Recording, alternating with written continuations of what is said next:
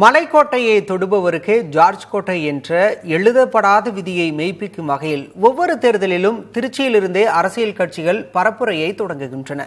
திமுகவின் ஆதிக்கமும் இழந்த செல்வாக்கை மீட்க துடிக்கும் அதிமுகவின் முனைப்பும் இந்த திருச்சி தேர்தல் களம் மீதான எதிர்பார்ப்பை அதிகரித்திருக்கிறது.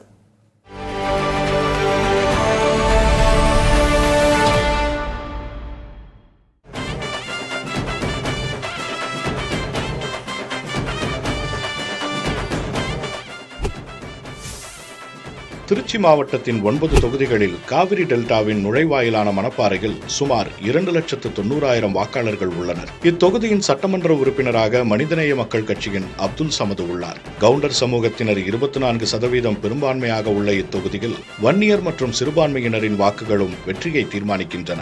மாட்டுச் சந்தைக்கும் முறுக்கு தொழிலுக்கும் பெயர் பெற்ற இத்தொகுதியில் அதிமுக மற்றும் திமுக இடையே எப்போதும் நேரடி போட்டி நிலவும். ஸ்ரீரங்கம் தொகுதியில் 3,11,000 வாக்காளர்கள் உள்ளனர். சட்டமன்ற உறுப்பினராக திமுகவின் எம் பழனியாண்டி உள்ளார்.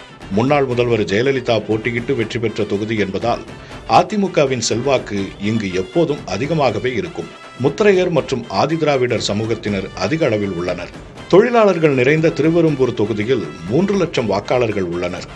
அமைச்சராக இருக்கும் திமுகவின் அன்பில் மகேஷ் பொய்யாமொழி சட்டமன்ற உறுப்பினராக உள்ளார். திமுகவின் அசைக்க முடியாத கோட்டையாக கருதப்படும் இங்கு முக்குலத்தோர் மற்றும் ஆதிதிராவிடர் சமூகத்தினர் கணிசமாக உள்ளனர். பாதுகாப்புத்துறை, பொதுத்துறை, அரசுத்துறை நிறுவன பணியாளர்கள் இத்தொகுதியின் வெற்றியை நிர்ணயிக்கிறார்கள்.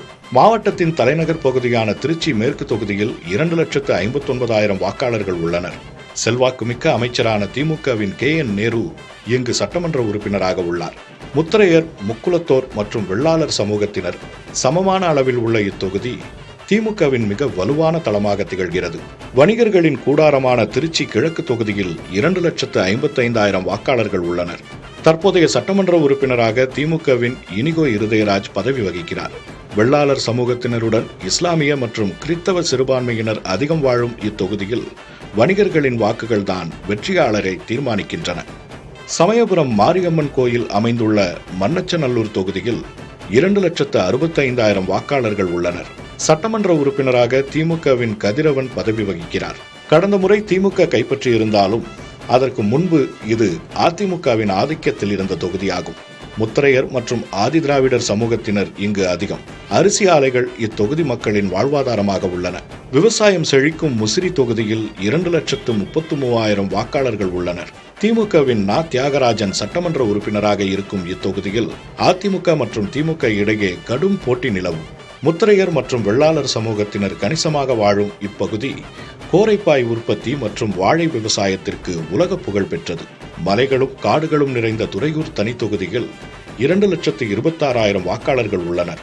திமுகவின் ஸ்டாலின் குமார் சட்டமன்ற உறுப்பினராக இருக்கும் இத்தொகுதியில் முத்திரையர் சமூகத்தினருடன் மலைவாழ் பழங்குடியினரும் கணிசமாக உள்ளனர்.